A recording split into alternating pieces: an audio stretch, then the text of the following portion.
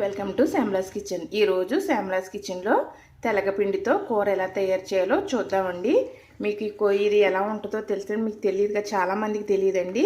గోదావరి జిల్లా వాళ్ళు ఈ కూరని చాలాసార్లు తినే ఉంటారు, వాళ్ళకి తెలుస్తుంది. చాలా బాగుంటుంది తెలగపిండి కూర అన్నది. ఇప్పుడు ఈ కూరని ఎలా తయారు చేయాలో చూసేద్దామండి. తెలగపిండి కూరకి కావాల్సిందండి తెలగపిండి. ఇక్కడ నేను 2 కప్పులు తీసుకున్నాను. ఇలా ఉంటుంది తెలగపిండి అనేది.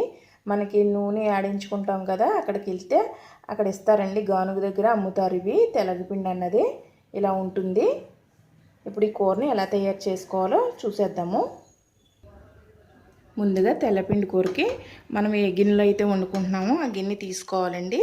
ఆ గిన్నెలో ఉల్లిపాయ ముక్కలు ఇలా చిరికిల్లా కట్ చేసుకోవాలండి. పచ్చిమిరపకాయలు కూడా ఇలా చిరికిల్లా కట్ చేసుకుని పెట్టుకుని ఇప్పుడు ఇందులో వేసేసుకోవాలి. ఇప్పుడు ఇందులో ఉప్పు వేసుకోవాలండి. రుచికి తగినంత ఉప్పు వేసేసుకోవాలి.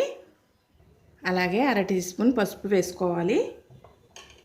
ఇప్పుడు ఇందులో 2 స్పూన్ల ఆయిల్ వేసుకోవాలండి. ఇప్పుడు ఇందులో వాటర్ వేసుకోవాలి. నేను ఈ కప్పుతో 2 కప్పులు తెలగపిండి తీసుకున్నాను.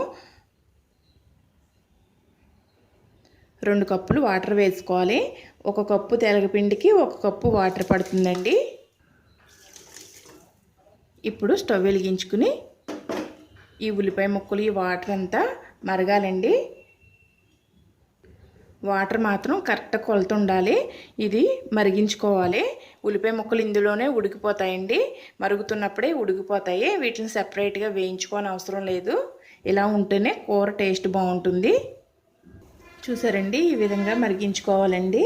నీళ్ళు అనేవి ఇలా మరుగుతున్నప్పుడే ఉల్లిపాయ ముక్కలు ఉడికిపోతాయి, ఇందులో పచ్చిమిరపకాయ ముక్కలును. ఇప్పుడు మనం పిండి వేసుకోవాలి. ఇలా 2 నిమిషాలు మరిగిన తర్వాత పిండి వేసుకోవాలి. పిండి వేసుకుంటూ కలుపుకోవాలండి.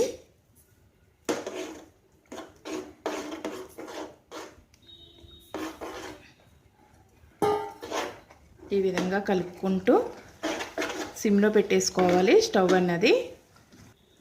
ఈ విధంగా అంతా కలిసేలాగా కలుపుకోవాలండి. ఇప్పుడు ఇది పొడి పొడిగా అయిపోతుంది. ఇలా కదుపుకుంటూ మగ్గించుకోవాలి. మనం మగ్గించుకుంటే పొడి పొడిలాడుతూ ఉండాలి. మనం ఉప్పు సరిపోయిందో లేదో నీళ్లు మరిగినప్పుడే చూసుకోవాలండి.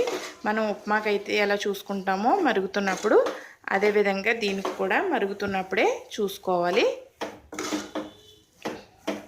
చూసారండి, ఈ విధంగా పొడి పొడిలాడుతూ వచ్చేయాలి. చక్కగా ఉడికిపోయిందండి. పిండి అంతా బాగా మగ్గింది. ఇప్పుడు దీనికి తాలింపు పెట్టుకోవాలి. ఇప్పుడు ఇందులో 2 స్పూన్లు నెయ్యి వేస్తున్నానండి. నెయ్యి ఇప్పుడు వేసుకున్నా పర్లేదు, తాలింపులో వేసుకున్నా పర్లేదు. తాలింపు కోసం కొద్దిగా ఆయిల్ వేసుకోవాలండి. ఆయిల్ ఎక్కువే పడుతుందండి. ముందు కొంచెం అది పీల్చేసుకుంది కదా ఆయిల్ అంతాను. ఒక 4-5 స్పూన్లు ఆయిల్ పడుతుంది.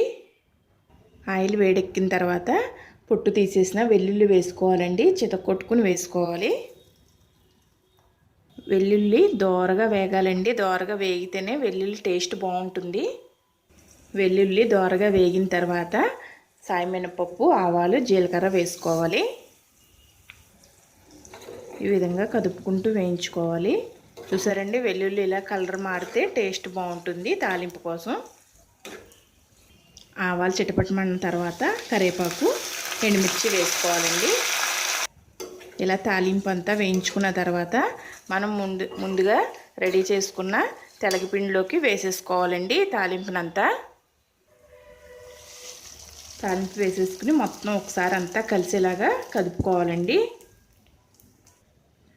తాలింపు, తెలగపిండి అంతా ఈ విధంగా కలిసేలాగా పైకి కిందకి కదుపుకోవాలండి. చాలా బాగుంటుంది కూర.